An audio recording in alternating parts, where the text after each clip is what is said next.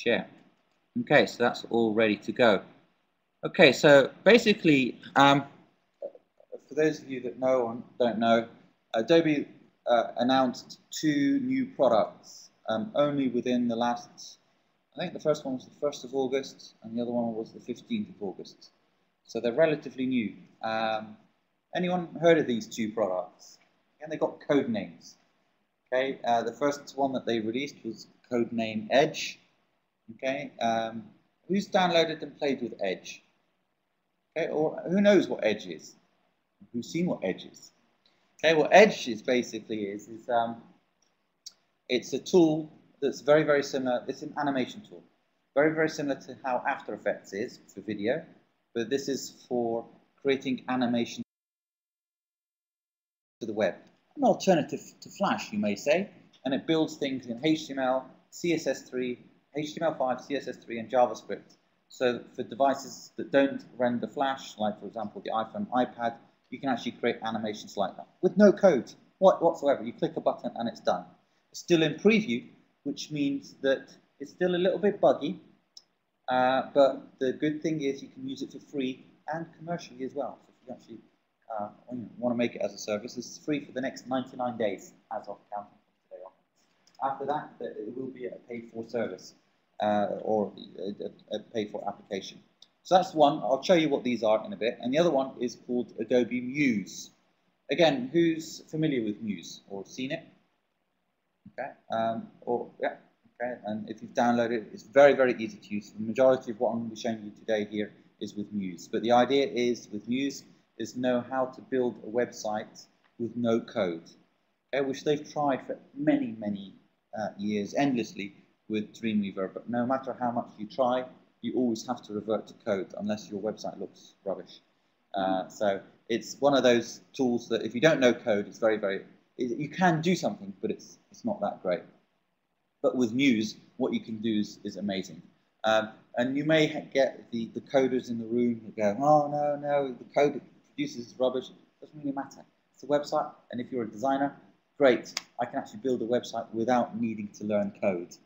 Okay, but if you do know the code, obviously, you can do it through the code way. Okay. So I'm going to. So who here uses InDesign? Okay, so most of you are designers. Good. Okay, so if you use InDesign and you have used InDesign, you know how to use Muse. It is that easy. Honestly, it is so easy. So I'll run you through a process of building a 5-page website using Muse. Before that, for those of you that missed my last session, I'll just give you the URL for my last video whilst you're here.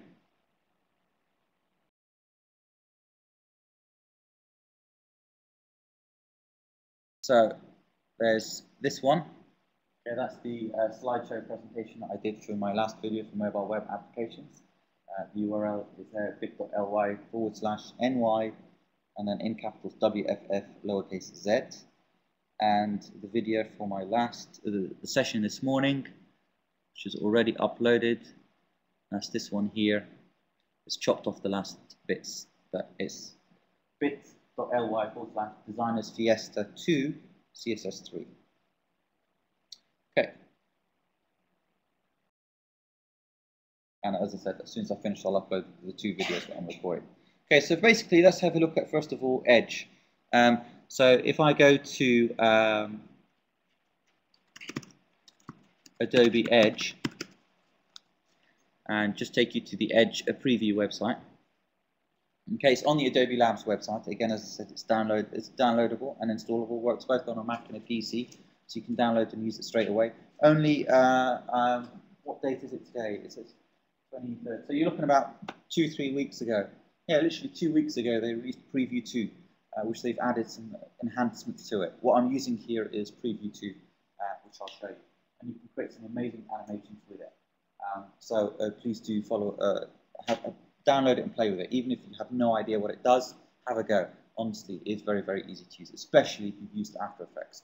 Who's here used After Effects? Okay, so if you have used it, you'll find that it is great. Okay, so I've got it installed here, and I'll just load it up. So Edge.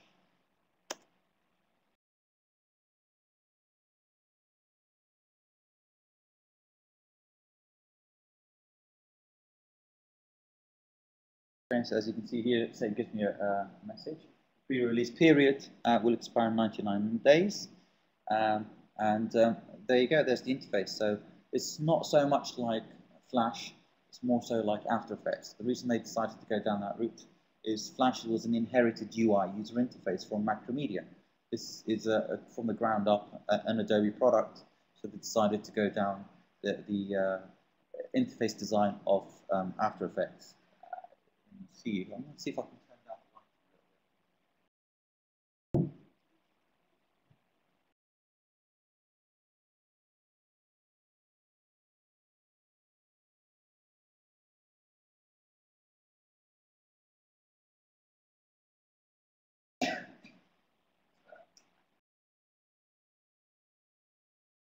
Right, so that's the interface there. I'm going to open up a finished made example of that was created. So if I choose open, and on the desktop, again, if you go to the Edge website, they've got all these files ready for you to use and download, or if you download them from the link that I gave you earlier on this morning. If I go to Adobe Edge, here's an example, and if I open up .edge and choose open, okay, and if I preview that and I press play, as you can see, you've got the wheel spinning, you've got that sliding around.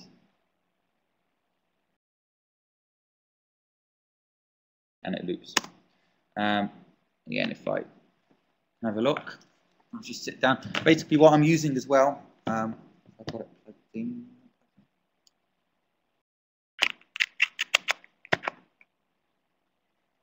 Yeah, what I'll be using is one of these. Who knows what one of these are? Yeah, it's a Wacom tablet. It's a replacement for a mouse. It's great for design. So as I'm using most cases here, called again? I forgot its name. Muse. Okay, code name Muse. Yeah. Okay, as I'm going to be using Muse, which is a design tool, so I find it a lot easier by using a tablet. Okay, again, if you're using Photoshop or InDesign, it's great for that as well. Okay, so yeah, here's the tool. So again, if I want to preview this, and again, you will notice that this is not Flash. So if I go in here and then look at Adobe Edge, and if I open up Edge Wheel, these are all images. There's the JavaScript, there's the CSS, and there's the HTML. Okay, so if I open that up in Dreamweaver, for example,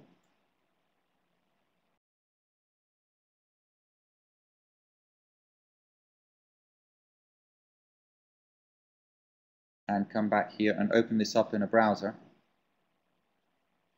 you notice this is an animation playing fully with no Flash. There is no Flash in it at all.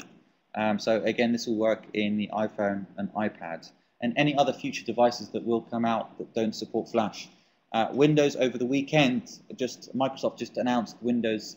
Well, they've announced Windows 8 a while back, but they released a press release over the weekend saying that Windows 8 natively will not support Flash, and you can't install Flash even if you wanted to, which is Internet Explorer 10.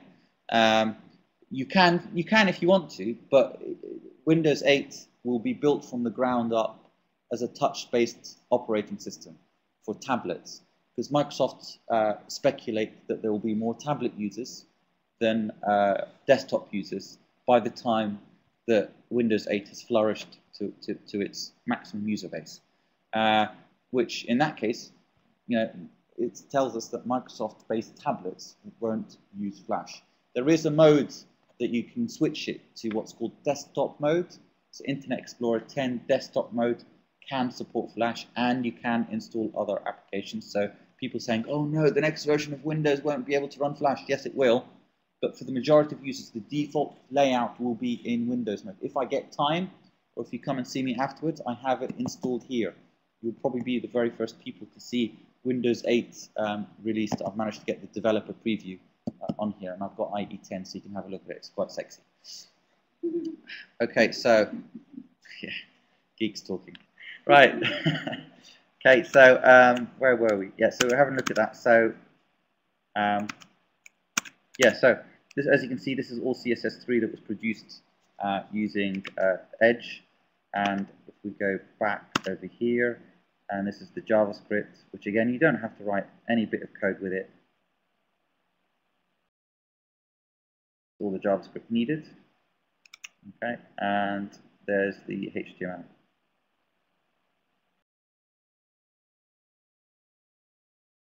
So that's the HTML. Again, it's using jQuery. Okay.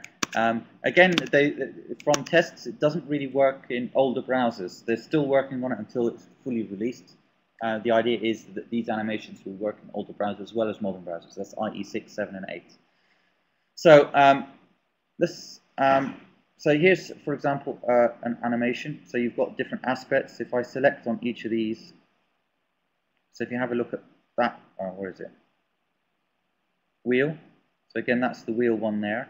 And you can actually see there's the translation X and Y and rotate. And if I scrub along, you'll notice the rotation changes. What you do is a bit like how After Effects and Flash in some respect work. You set your beginning and you set your end, and it does the rest for you, okay, which is called the tween. So it starts off from a rotation of 0, and I'm assuming when it goes to the end, it finishes at rotation 360. Yes, it does. So when it gets to the end, it goes back to 0 again. And you just put the bits and pieces in there and you build it from there. I'm just going to open up another example. So if I go back up here and open up this one, this is a great example. I love this one. A lot of work has gone into this. So as you can see, if I play that one,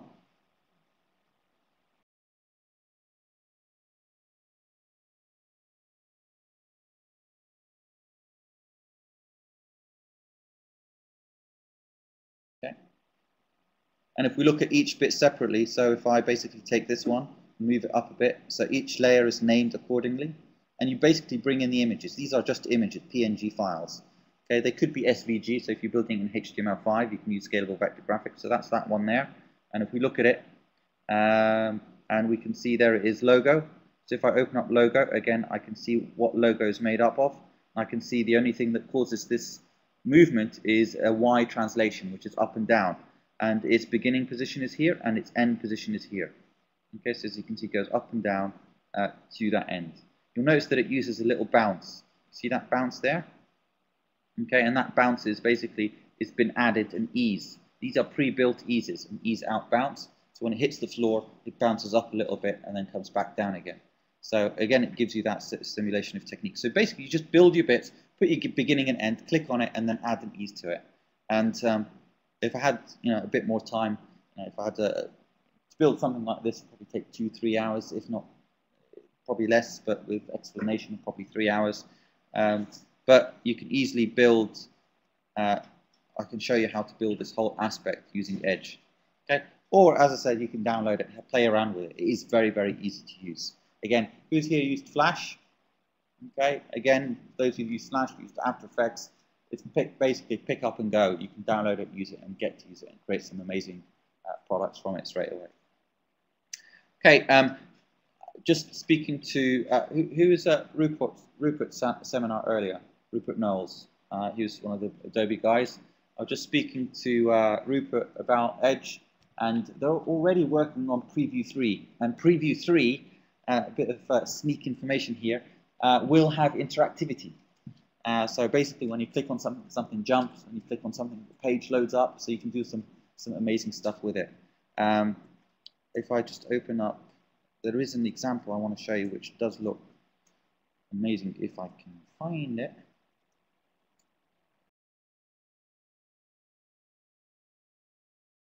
I think it's this one.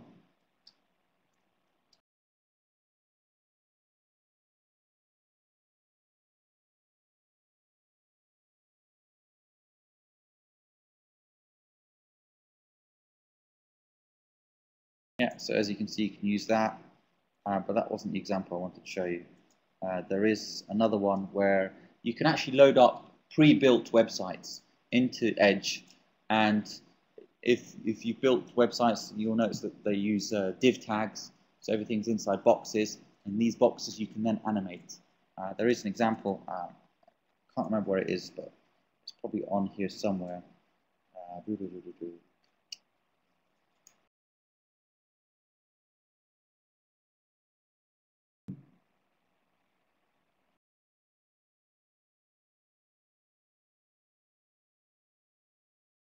I can't find the example, but they had an example of a website you can see on one of their YouTube videos where things appear, and then as you click on them, they load them up. So you can actually mix and match things that you've already built. You can then animate them, or you can add animations to them using Edge, which is great.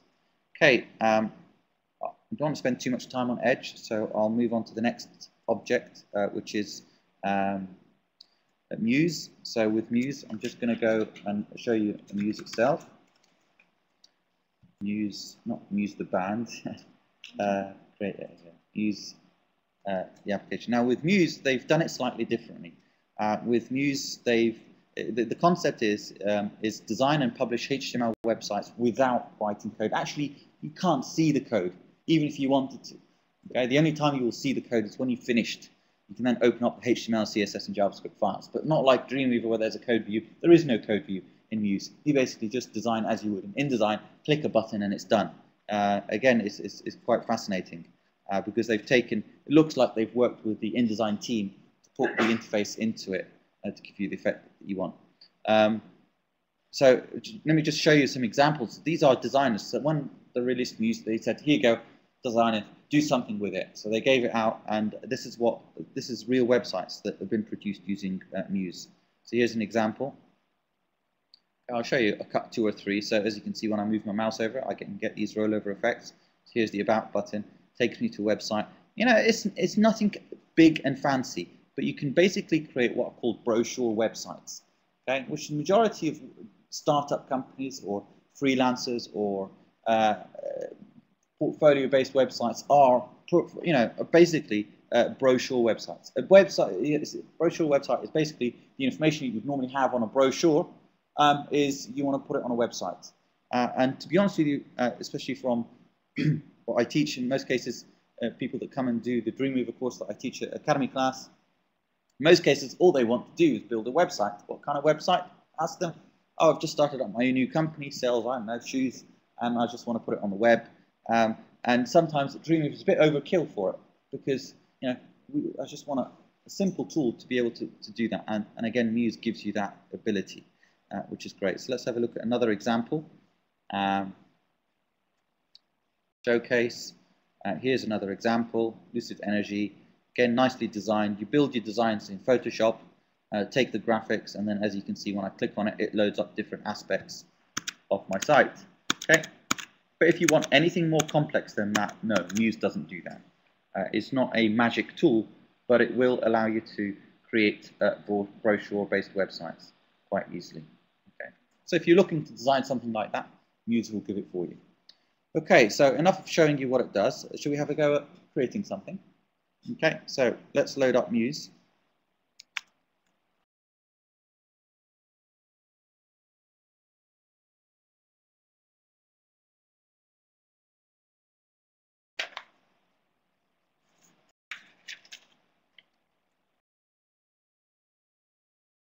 I don't know what its official name will be. It might not even come out as a separate product. It might even be incorporated into InDesign or incorporated into Dreamweaver. We're not quite sure where it will head, but it is stirring up a lot of interest.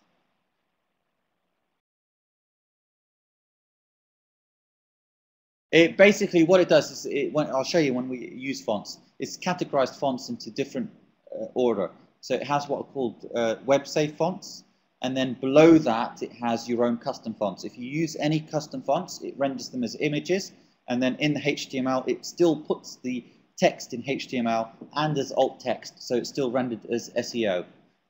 That's not really, from a web developer's point of view, that's not really the preferred way to do it. If you want to use custom fonts, you would use CSS3. It doesn't do that as of yet, but you know, you could always use it as a prototype tool, go back and modify it afterwards with CSS3, which is not a problem. So here we are with Muse. Again, they have loads of tutorials and websites on Muse on the site. So I'm going to create a new site.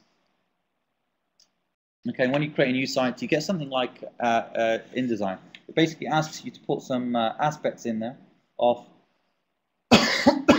what page width and height you want, and it's got some presets. Now with the page width, It's using 960, which is the standard. If you visit most websites, you'll notice it's centered and set in the middle. And you will notice if you actually measure it, it's 960 pixels wide. Now, why 960? It's because the lowest common denominator for what your screen size is 1024 pixels wide. Take into account the browser and the scroll bar and bits and pieces, you're left with about 960 pixels. With the height, you can change this. So basically, let's change the height to 800. So again, I can increase it over here, or just type in 800. Okay, center horizontally, so basically sits in the middle, no matter how much you resize the browser. And then what we can do is set the columns to 3. Okay, so you look at how you want your website. Do you want 2 columns, 1 column, or 3 columns? So I'm going to say 3 columns. You decide what your column width will be. So I'm going to say, well, my column width is going to be 270. Okay, so again, you can do what's called a wireframe. Or if you built your design in Photoshop before, you would know what these dimensions are. All you have to do is tap the numbers in, and this will give you the effect that you're looking for. Set your gutter, leave the gutter at 20, that's fine. And then for the margin, I'm going to change all of these. So I'm going to tick this box here and type in 50, and click Tab, and as you can see, it changes all of them 50. Okay, that's the edges on the outside. And then the padding, which is the edge between the text and the edge of the box, you decide what you want your edge to be. So let's keep it at 36 and click OK. Once you've done that, it's created it for you. Who's here used Lightroom? Okay, Adobe Lightroom, which is it's a photographer's tool for touching up photos. But basically, it follows the workflow process of Lightroom. Where basically, you know, Lightroom, for those who use it, you have like develop, and then I can't remember what it's 3 or 4 bits. I think import, develop, preview, and then publish, and that library, and then publish, print. So again, it's got that. So you plan your website first, you then design it, then you preview it, then you publish. So it follows that Lightroom aspect, which is great. Okay, so this is the website here. So I'm gonna save it first of all. So save site as. It saves it with an extension .muse, but when you export it, you can export it as a HTML, CSS, and JavaScript file. And basically, I'll call this one Coffee Me. Okay, and let's save that one on the desktop inside the folder called Designers Fiesta, inside Muse, and in there.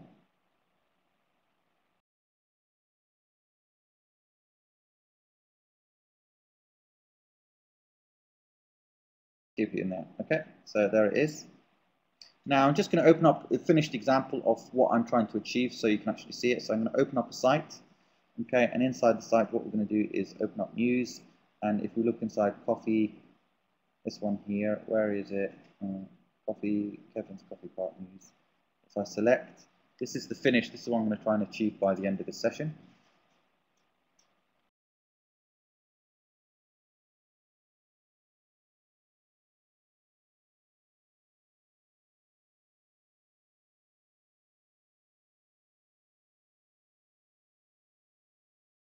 Okay, so you lay it out as you can see here.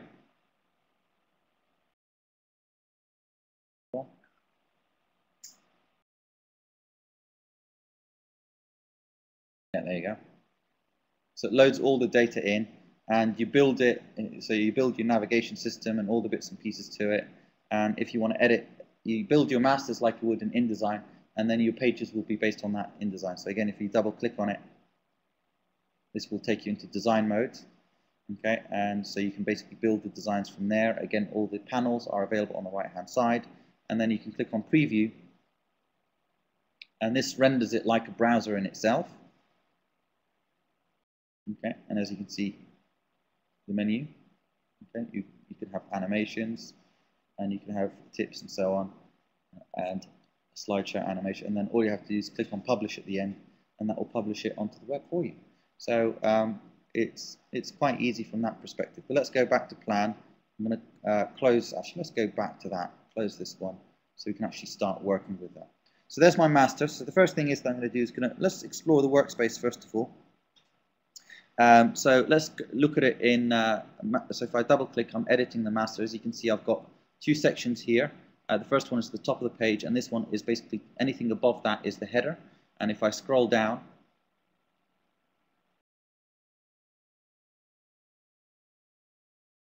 maximize. Okay. And if I scroll down, as you can see here, it tells you what they are, and you put your mouse on the bottom of the browser, and here is basically bottom of the page, and between here and here is your footer. Okay, so as the content increases, the bit at the bottom stays as is. And you've got these panels, you've got swatch, fill, text, assets, character styles, paragraph styles, you've got transform, graphic styles, widgets libraries, and here are the bits and pieces that allows you to add jQuery and Ajax. If you want to build a menu, you can easily do that from here, and spacing states, which are states of buttons, and you've got text wrap as well. And then you've got these different aspects here at the top, and again you've got additional panels that are available at the top as well. Okay, so let's start building the first bit that we need to do. So the first thing is that we're going to do is set up the guides. So I'm going to move back up over here. Okay, and let's set up header guide to about 40. So this is the header guide. So I'm going to move that one, and as you can see, give me a little preview to 40. And let's drag the footer to 600. So we're going to move that down, and that's the footer. So let's move that one to 600.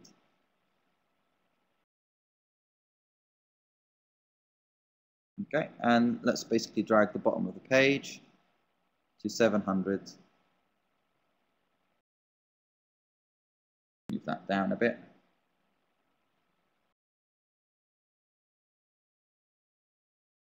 Okay,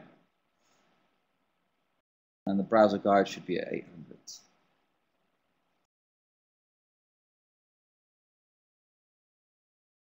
Down.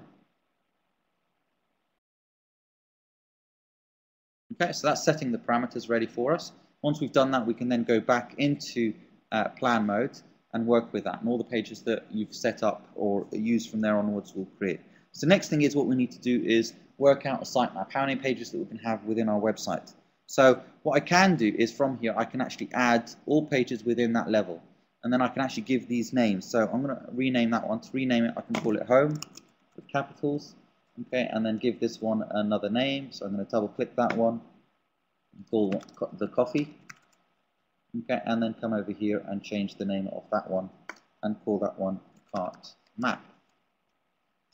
Okay, and again, if I want to add another page that is a submenu of that first page, again, I can organize it from there. So you can actually build your whole sitemap using that technique. Again, you can use many masters. As you can see, all of these use a master. So if I do any changes to here, all of these pages will change accordingly. So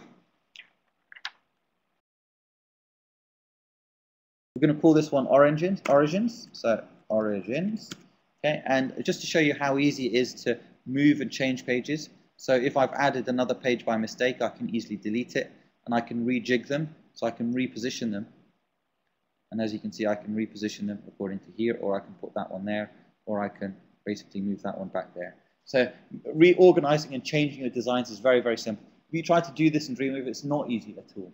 Okay, there is no design view for allowing you to build a sitemap. Actually, they did have one that built one for you, but you couldn't like add and move bits to it like you can here. It just showed you your sitemap, but they removed it. Don't know why, but I think they decided to put it into Muse instead. Okay, so once you've decided, you can make it as complex or as big as you want, but I'll stick to 4 pages for the time being. Okay, so the other thing that you can do is if you want to, if you select any page and you right click, you can go to page properties. Now when you go to page properties, okay, you can actually change that for each specific page, so it's customized. So it doesn't have to follow the rest of it. But again, you can go to the metadata. What the metadata is you can add a description keyword for SEO, search engine optimization, the page name and a page title. You can change it if you want to, and it will also create the file names for you. It'll follow the convention of keeping everything lowercase. And so, for example, this one, which uses spaces. You're not supposed to use spaces, and unless you know that, if you do it in Dreamweaver, it might break your website. As you can see, it puts dashes in there for you automatically. So it does everything for you, which is, again, quite useful. Right, so let's work with the master page. So let's go in here and let's start to edit. So in this one, we're going to go and choose fill, Okay, and as you can see, it's a white background. So what I'm going to do is going to change this. And let's basically choose an image. So I'm going to choose an image, and there's a pre-built image that I've got, which is called the K.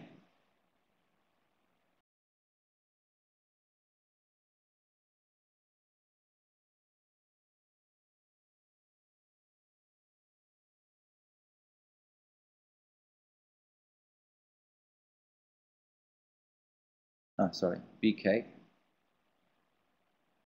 Okay, so I'm going to select that one, click on open, and as you can see, adds an image to the background quite easily. Now I can center that one just by clicking on there, and it's created the image for me. So again, if I close that and click on preview, I can see that's the backdrop image of the design. If I go back to plan, and as you can see, it's put the image there in all of them, which is again quite useful.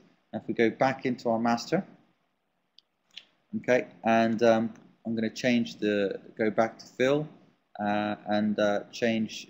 You can change the fitting to any kind of. So we'll keep it on original size because the dimension would have been predefined in what do you call it?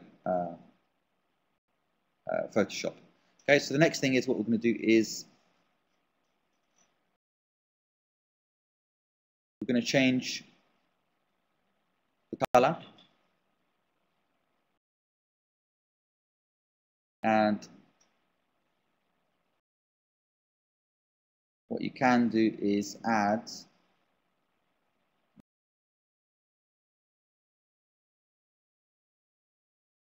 instead of an image,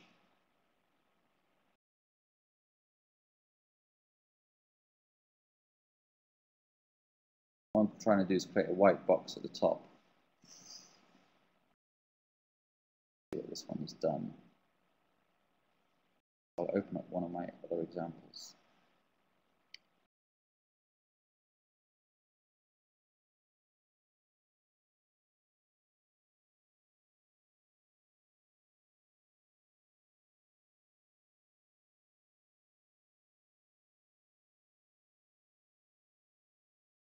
Okay, so I need to create that aspect there. So that was fill.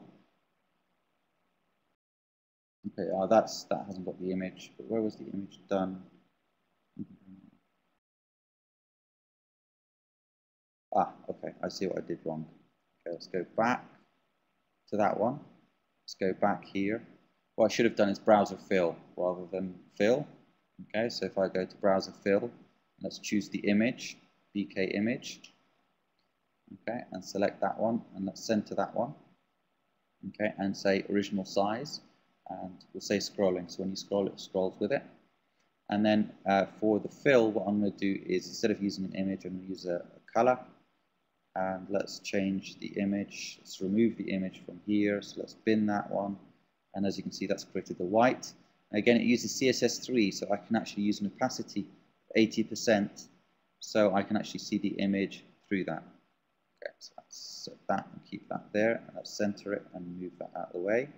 And if I go back and look at preview, essentially I've built that page looking like so, which is again quite useful. Again, if you wanted to do anything like this using Dreamweaver, again it would be quite difficult unless you actually worked and know how to code CSS3. Okay, we can actually then go back to design view, and as you can see, it's got a stroke. I can remove the stroke or increase the stroke of the object page that I've got.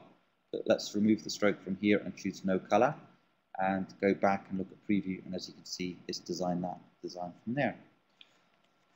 Right, so the next thing is let's add some headers and footers.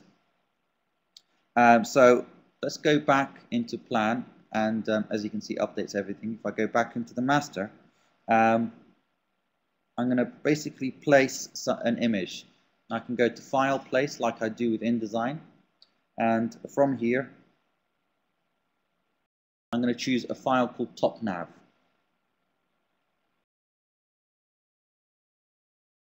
Okay, so there it is, TopNav. And if I click once, there it is, and I can actually then position it where I want. Okay, and again, we can move that out of the way so we can actually see what we're building.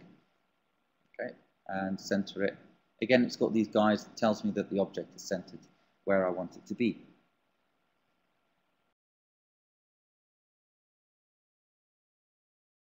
Okay, and if we again go back and have a look at it, we will notice that it replicates on every single page directly, okay, which again is quite useful. The next thing is what we're going to do is let's add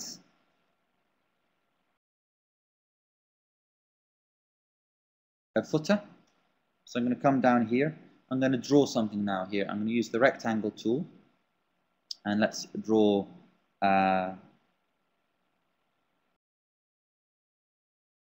something to the full width of the browser. So that's that there. Okay, and again, it's using the smart guides. If I select it, we can then modify it. So we're going to use, so I'm going to fill it with a different aspect. So instead of using a color, I'm going to say fill, and then choose image, and then we're going to use something called footer zag. Okay, again, this is an image. There it is, footer zag.png. It's just one triangle, and select OK, and as you can see, it's appeared there. Instead of original size, I'll say tile horizontally. Okay, and then the color, what we're going to do is say no color. Okay, so basically we can actually see into the transparent aspects. Okay, and we can center that from there. Okay, so that's that. And then what we can do is create another rectangle. So I select that here, and that will go all the way across. And let's use this, align it up with that. Okay, and then the color, I'm going to use the eyedropper and then pick that color there. So as you can see, creates the footer aspect of the design. I go back to plan, okay, and as you can see, it's rendered the footer. So I've built the header and the footer directly using that. Okay, if I go back, that's ready for me to carry on. As you can see, this one's got an outline, so I'm going to remove that one. So say no outline and change that to 0. And that one as well, no outline, and set it to 0. Okay, so it blends in seamlessly. Okay, go back to preview to see what it would look like, and as you can see, you've built two parts of the design and the paging now. So go back to design, and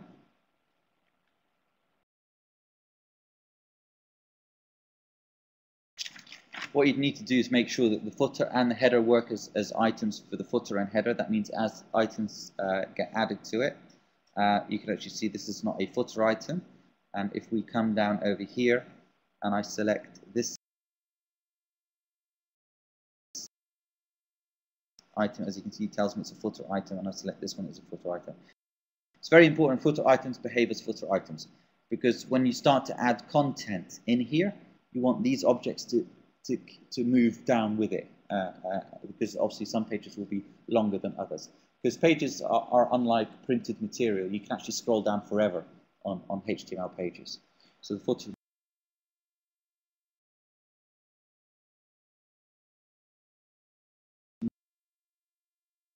needs to always be at the bottom of the page. Okay, so the next thing is what we need to do is add a menu. Creating a menu in HTML and CSS it's not an easy thing.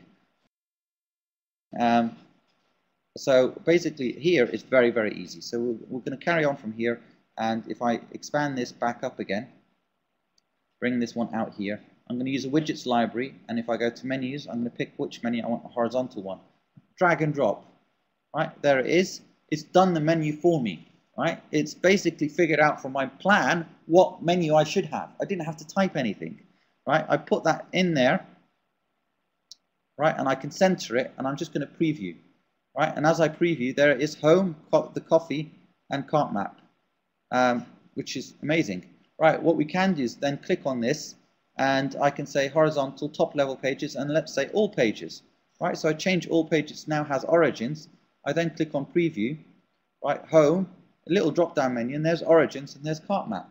So it's built the menu for me without me needing to do a word of code, which is, again, absolutely amazing. So I go back to design view. You can then customize it from there if you want to. Anything that you want to customize, you just look for that little blue bar, and it tells you what you want to customize it for. So the next thing is that we're going to do is we're going to resize it. Let's say direction, fit, width. That's it. Let's do that. And I'm going to, it's got these panels here which you can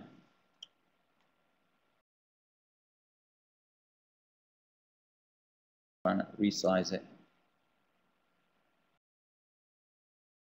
Okay, maybe if we come over here and change this to item uniform width. There you go. So I can then resize it and align it to the edges of the column. Whoops. Undo, select that. And as you can see, when I do that, it automatically resizes accordingly. So again, I go back to preview. As you can see, home, the coffee, origins, and then cart map. Okay, so if I go back to design, and then what we're going to do is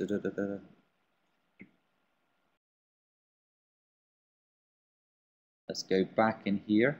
We've got that sub-menus only, horizontally centered, aligned. Yep, so we'll keep that. Now, the other thing that we're going to do is we might want to change the the text. So if we go back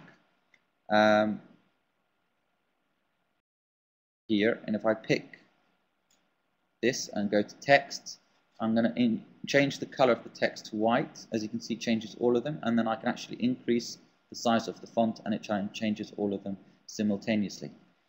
What I can also do is adjust the spacing between the words and the and the padding and the gutters. To do that, you just go to spacing, and as you can see, if I do left, and I can tweak it how I want from there, or if I wanted to increase the guttering, if I need to, from here as well. So it just gives you the customizing from there. I can select each item. As you can see, when I roll over, I get that color. If I don't want it, I can actually change that and say no color. Okay, and the mouse down, maybe I don't want to color with that because it looks quite ugly, and change it to that. And the active, again, the active state is when it's clicked and held and pressed down. Okay, so again, if I go back to preview, okay, I've kept the menu quite simple. So only when I put my mouse over, as you can see, I can get that effect. But what I could do is if I go back to design, I might want to, say when I roll over, it goes bold. Let's test that to see if it works. As you can see, when I roll over, it goes bold. Okay, and then I might want to say for all of them. Okay, so as you can see, that one, and roll over, and let's make that one bold as well, and that one roll over bold as well. So if I go into preview, it gives the user an indication that we've rolled over it, okay, which again is a very useful tool.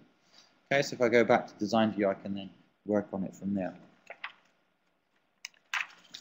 Now, what I'm going to also do is, if you say, for example, for the active state, I'm going to change something slightly. So with that, I'm going to say, for example, the fill will basically be an image, and the image will be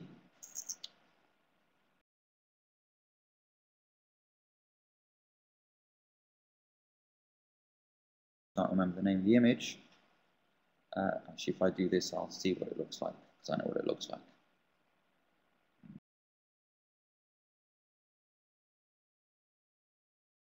That one.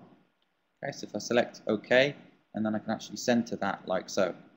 Okay, so if I preview that, as you can see when I put my mouse over it, but if I click on it, as you can see, it then it says that I'm on the page home, okay, which is very, very clever.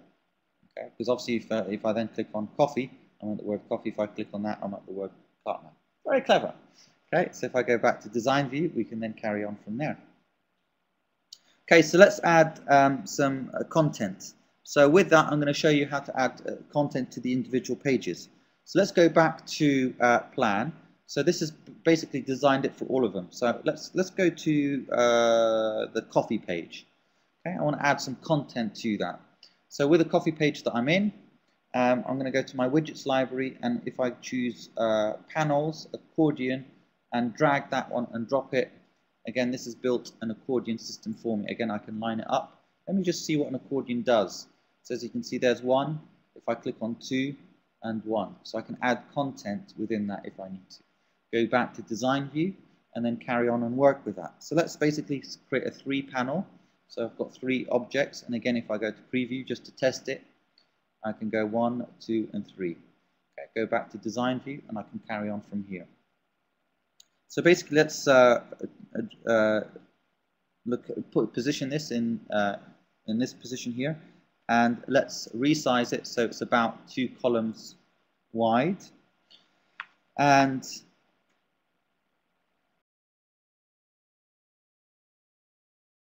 let's replace this text to 3 speed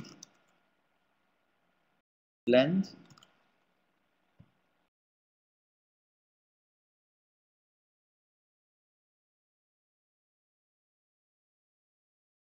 Okay, and then we need to add some text in that, so I'm going to basically use the text tool, okay, and then draw a text box inside of this box, okay, and then I can actually type in, for example, tasting note.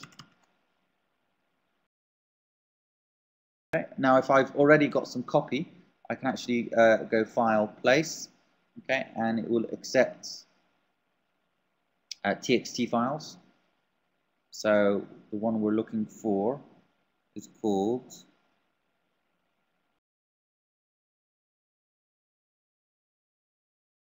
text3. There it is. Select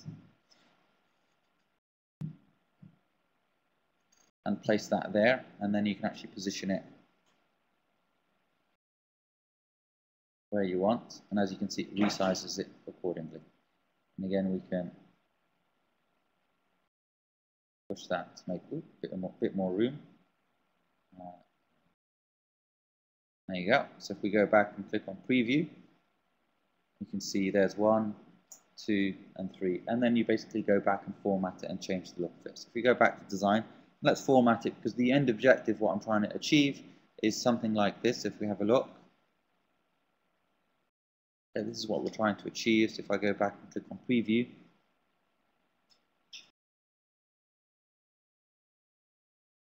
okay, to get the effect, the design that we're looking for. So let's go back to design, go back here, work on that one, and change it slightly. Okay, so once we've got that, let's change the text of 3, that text from here. So I'm going to select that, and let's change the font. Now with fonts, again, as somebody in the back mentioned, how does it work with fonts? It's listed there for you what are called web safe fonts. You're safe to use these, and the text will be rendered as is when it's viewed in the browser, and the text is selectable.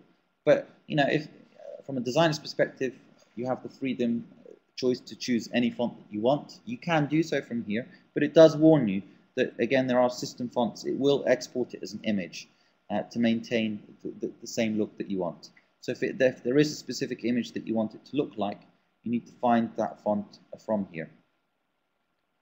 Okay, so the font that we're going to use is, if we open that up, and if we look inside Designers Fiesta, and if we look inside Muse, and look inside here, fonts, we can install these fonts, and as you can see, as they're custom fonts, I'm just installing them, and hopefully they should appear automatically inside Muse.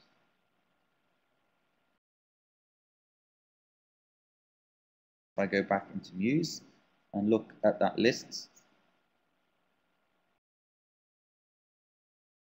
and I was hoping it uses the new Adobe engine, where as you install the fonts, it will appear automatically, but it doesn't. But that's fine.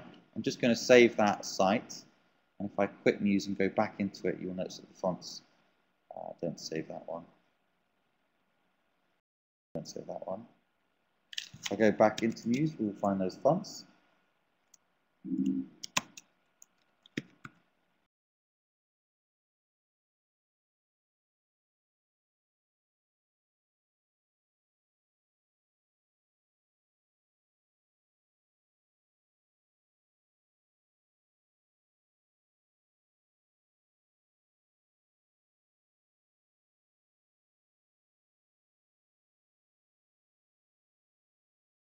And let's open up that one. That's the one we were working with.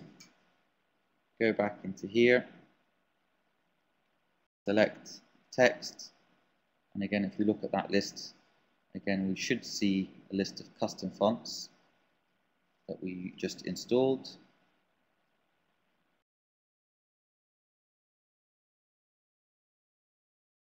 Okay, so there it is. So let's pick that one. Okay, and as you can see, I get that little image there telling me that this font will be output as an image as opposed to a font as such. The size will be 34, so again, let's increase it, 36, and let's reduce that from there, 5 minutes, okay. And then let's change the color to white, and we can also increase the leading to 120. And as you can see, when I do that, it hasn't changed the other two, but what you can do is tick this little box here and say edit together, and as you can see, it automatically changes the other two as well. Okay, you notice it hasn't changed them. If we go back to preview, okay, it's changed them in only when you select them, but that's easily to do. It's just something that you need to do in states and make sure that it's the same for all of them. And then if you want to change the background, you select. So if we go back in here, use the selection tool. I'm running out of time. So if we've got the widget and then you select, as you can see here, it tells me text frame. That's the color there. We can actually change it instead of a color to an image. So if I choose image, and then it's something that you built in Photoshop, you can actually use that one, blue. Okay, and then select the color and set it to none. And as you can see, the text then needs pushing forward, so let's make the text bold. And then if you basically come to spacing, you can then adjust to the left and put it into place. And then select that one and change that one to transparent, and so on. So you get the idea of what it is, and then you build the next bit. So it's very, very effectively. There's one last thing that I really want to show you, which kind of amazed me. This is a map here. You know, like Google Maps, you want to add a map. So how do you add a map? Well, you go to Google, and you go to maps.google.com. I type in Academy class.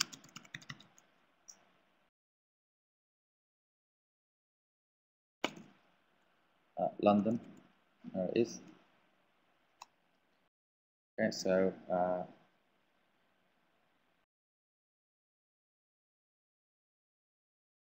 where are we?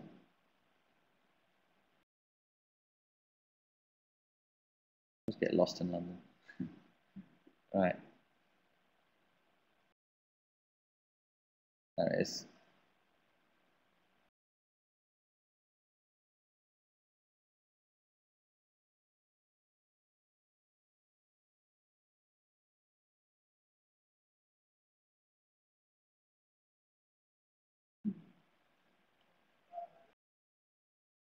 Okay, so it's that one. There it is. Okay, so I like that. So basically, if I click here, yeah, keep it open, click on that link there, and then if I say customize and preview, I can say width is 600.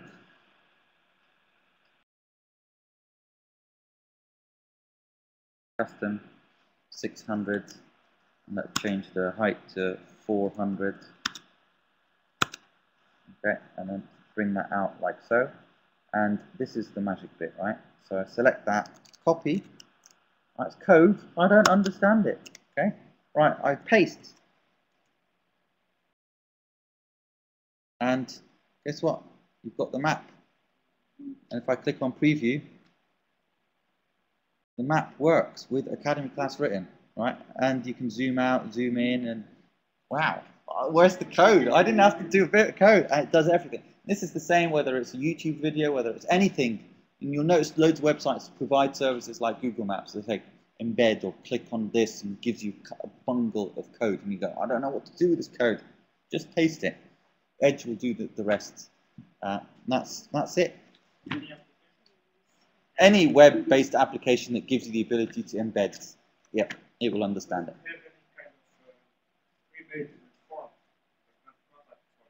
Contact forms, let's have a look. If it would be, it'll be inside your widgets. Something I haven't explored. Let's have a look. Menus, thumbnails, slideshows. It does have this, not forms, but I just want to show you very, very quickly. If you come over here, if you want a slideshow, I can't see forms. Maybe in the next release they will add forms. But here's a slideshow. Right? To create this in anything is very, very difficult. But if we look at this, you've seen these before? And you can easily add your own images, because if I do this, right, for example, and I change it from Lightbox, and I want to add some images, I just go File, Place, right, and then if I go to Slideshows, I pick which images I want, click Select, and wait, and click, and it adds the images for me automatically. If I click on Preview, as you can see, this is a bit big, so I can actually do that. Move that one down here. Move that one up there. Select that, and delete the ones that I don't want. And then resize this. And resize that.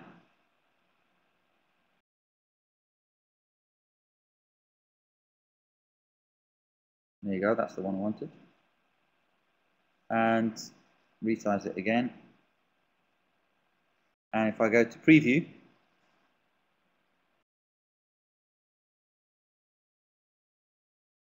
didn't touch a word of code. That's amazing. Yeah. And it produces the HTML and CSS for you. Right, I've run out of time. But any last questions you got?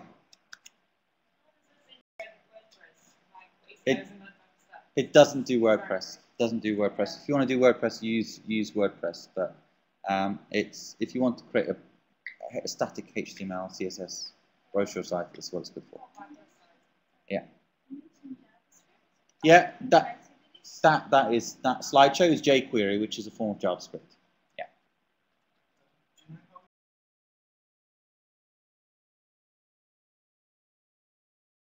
It's not perfect, but you can use it as a prototype, or you can use it as something to start off with.